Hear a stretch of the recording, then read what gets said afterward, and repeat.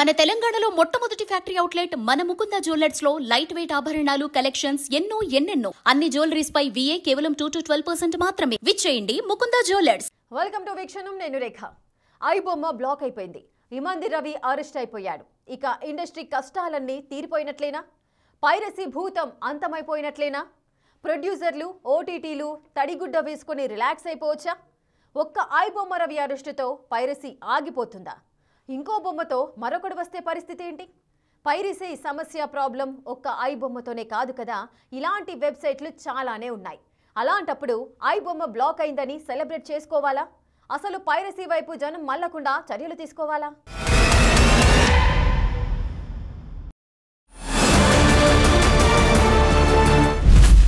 IBomma Ravi అరెస్టుతో piracy ఆగిపోతుందా? పైరసీకి ఇంకో బొమ్మ రాదనే guarantee ఉందా?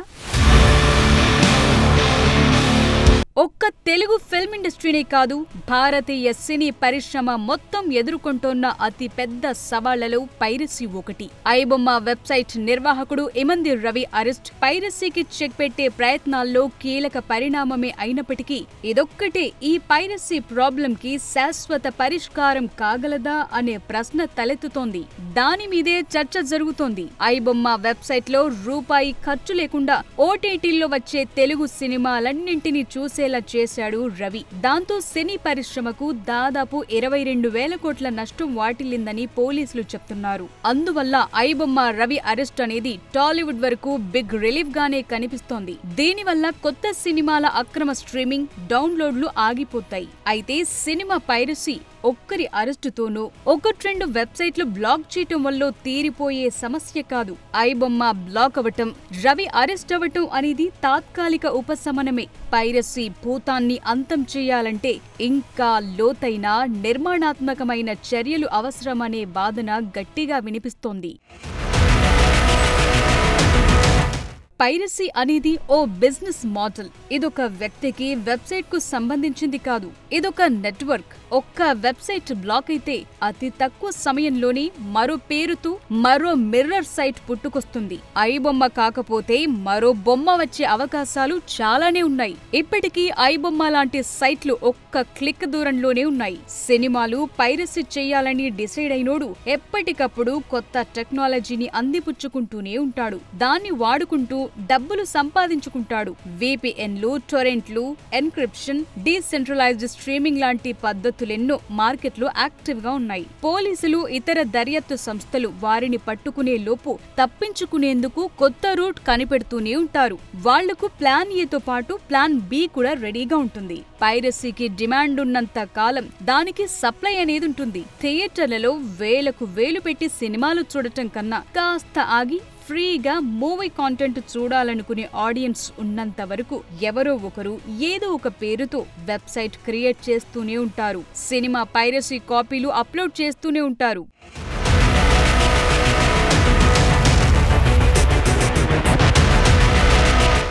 ఒక్క ఐబొమ్మని బ్లాక్ చేసినంత మాత్రాన పైరసీ ఆగదు. ఇమంది రవి అరెస్టుతోనే పైరసీ నెట్వర్క్ చైన్ తెగిపోదు.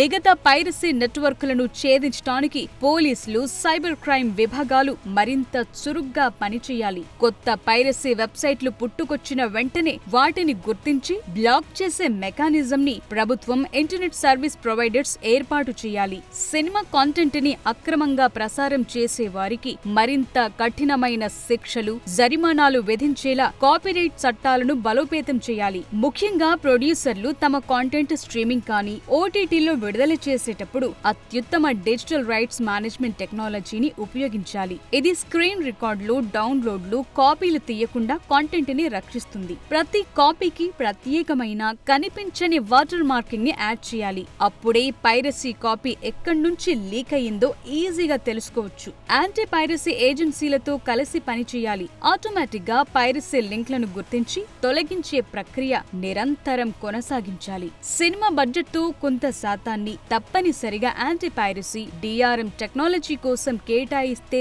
బెటర్ అనే అభిప్రాయాలు కూడా వినిపిస్తున్నాయి. పైరసీపై పోరాడటానికి అన్ని ఓటీటీలు, ప్రొడక్షన్ హౌస్లు, డిస్ట్రిబ్యూటర్లు కలిసి ఓ joint anti piracy task force ని ఏర్పాటు చేసుకోవాలి. పైరసీ కాపీలు చూడటం వల్ల సినీ పరిశ్రమతో పాటు ప్రేక్షకులు కూడా ఏమేం కోల్పోతున్నారనే దానిపై అనేక అవగాహన కార్యక్రమాలు చేపట్టాలి.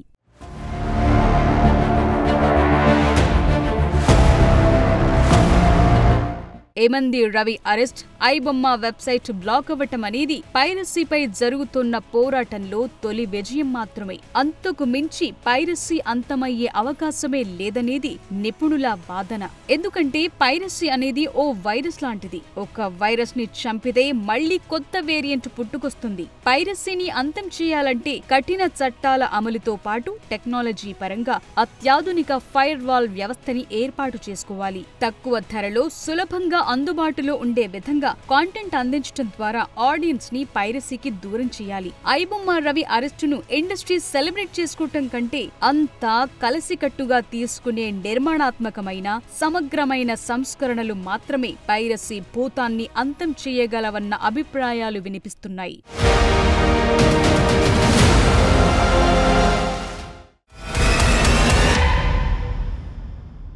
ఐబొమ్మని బ్లాక్ చేశాక, దాని ఫౌండర్ రవిని అరెస్ట్ చేశాక ఫుల్ హ్యాపీగా ఫీల్ అయింది కేవలం 2 వర్గాలే. ఒకరు పోలీసులు, మరొకరు టాలీవుడ్ ప్రముఖులు.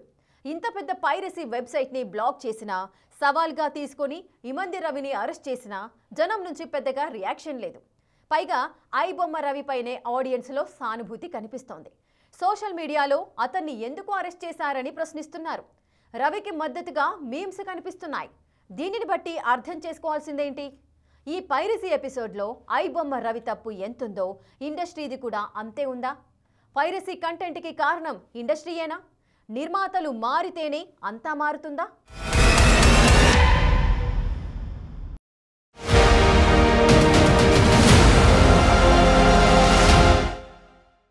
ఎస్, ఐబొమ్మ రవి తప్పు చేశాడు. అందుకే అరెస్ట్ అయి జైల్లో కూర్చున్నాడు. కానీ ఈ దెబ్బతో పైరసీ ఆగిపోతుందా? జనం పైరసీ కాంటెంట్ చూడటం మానేస్తారా అనే ప్రశ్నలు ఎంత గట్టిగా వినిపిస్తున్నాయో అంతే బిగ్గరగా అసలు దీనంతటికీ కారణమెవరు అనే చర్చ కూడా మొదలైంది. ఐబొమ్మ వెబ్సైట్ నిర్వాహకుడు ఇమంది రవి అరెస్ట్ అయితే జనం నుంచి పెద్దగా రియాక్షన్ లేకపోగా అతని మీదే సానుభూతి చూపిస్తోన్న పరిస్థితులు కనిపిస్తున్నాయి. ఐబొమ్మ విషయంలో ఆడియన్స్ లో రవికి మద్దతుంది. ఇది ఎవరు కాదనలేని నిజం. అతను యూజర్ డేటాని దొంగిలించినా, కాపీరైట్ చట్టాలను ఉల్లంఘించినా, ఐబొమ్మ ద్వారా బెట్టింగ్ యాప్స్ ప్రమోట్ చేసినా జనం పెద్దగా పట్టించుకోవట్లేదు. దీనంతటికీ కారణం ఫిల్మ్ ఇండస్ట్రీ పెద్దలేనన్న వాదనలు వినిపిస్తున్నాయి. థియేటర్లు, మల్టీప్లెక్స్ల్లో టికెట్ రేట్లు పెరగటం, ఓటీటీ సబ్స్క్రిప్షన్ల ధరలు సామాన్య ప్రజలకు భారంగా మారాయనే భావన ఎప్పటి నుంచో బలంగా ఉంది. అందువల్ల ఐబొమ్మ ద్వారా కొత్త సినిమాలను హై క్వాలిటీలో చూసే అవకాశం కలిగింది. అందువల్ల ఐబొమ్మ పైరసీ వెబ్సైటే అయినప్పటికీ చాలా మందిలో దానిపై సానుకూలమైన అభిప్రాయాలే ఉన్నాయి. అందువల్లే ఇమంది రవి అరెస్టు గురించి తెలిసి హ్యాపీగా ఫీల్ అయిన వాళ్లకంటే అబ్బా అరెస్టు చేశారా, ఐబొమ్మ బ్లాక్ చేశారా అనే నిట్టూర్పులే ఎక్కువగా కనిపిస్తున్నాయి.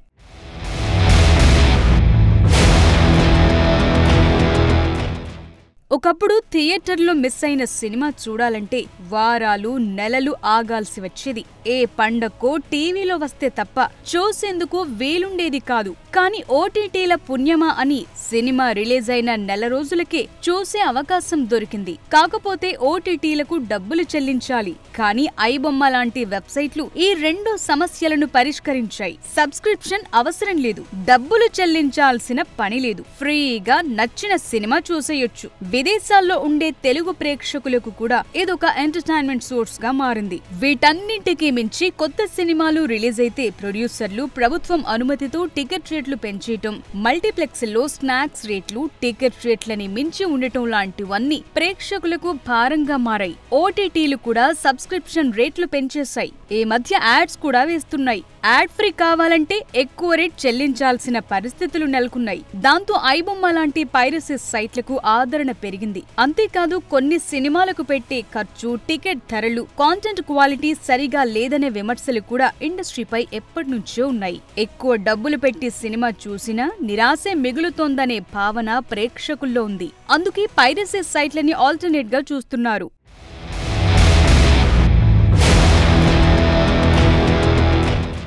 విదేశాల్లో ఉంటూ సైబర్ క్రైమ్ పోలీసులకు సవాల్ విసిరి అత్యంత అడ్వాన్స్డ్ టెక్నాలజీతో ఐబొమ్మ లాంటి వెబ్సైట్ ను రన్ చేయడంతో ఇమంది రవిపై రాబిన్హుడ్ హ్యాకర్ హీరో ఇమేజ్ ను సృష్టించింది. అందువల్ల చట్టరీత్యా రవి నేరం చేసిన, కాపీరైట్ చట్టాలను ఉల్లంఘించిన, సినీ పరిశ్రమకు వేల కోట్ల రూపాయల నష్టం వాటిల్లేలా చేసిన, బెట్టింగ్ యాప్స్ ప్రమోట్ చేసిన జనంలో సానుభూతే కనిపిస్తోంది. కానీ దీనంతటికీ ఇండస్ట్రీనే కారణమనే వాదన కూడా వినిపిస్తోంది.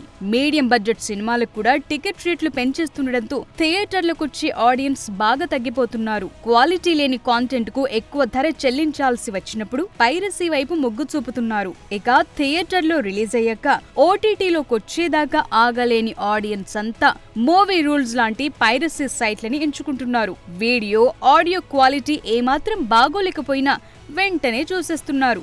ఇక డిజిటల్ రైట్స్ విక్రయించే సంస్థలు, డిజిటల్ సినిమా ప్రొజెక్ట్ చేసే థియేటర్ల దగ్గర భద్రతా లోపాలు ఉండటం వల్లే హై క్వాలిటీ ప్రింట్లు లీక్ అవుతున్నాయి. పైరసీ వెబ్సైట్లు ఈ ప్రింట్లను సులభంగా పొందే మార్గాలను అరికట్టడంలో ఇండస్ట్రీ ఫెయిల్ అయిందనే చర్చ కూడా ఉంది.